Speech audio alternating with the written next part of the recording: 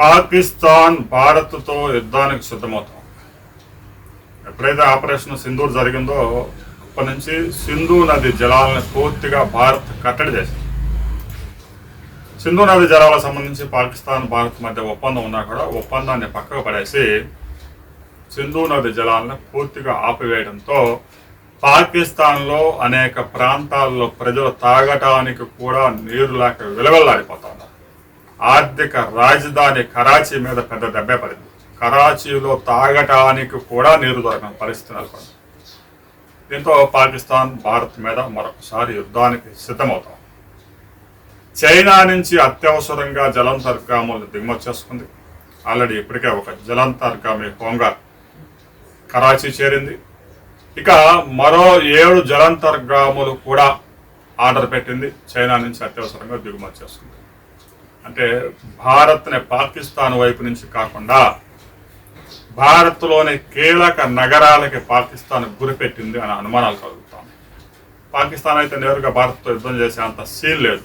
కానీ చైనా దగ్గర ఏదైతే ఎక్స్పైరీకి దగ్గరగా ఉన్న ఆయుధాలన్నీ కూడా పాకిస్తాన్కి అప్పుగా అందిస్తాం. దాదాపు 2 లక్షల కోట్ల రూపాయల విలువైన ఆయుధాలు పాకిస్తాన్ చైనా నుంచి తాజాగా కొనుగోలు చేసుకుంది. ఇప్పటికే కొన్ని ఆయుధాలు పాకిస్తాన్కు చేరుకున్నాయి. మరి పాకిస్తాన్ రక్షణ బడ్జెట్ కూడా 17% పెంచుకుంది.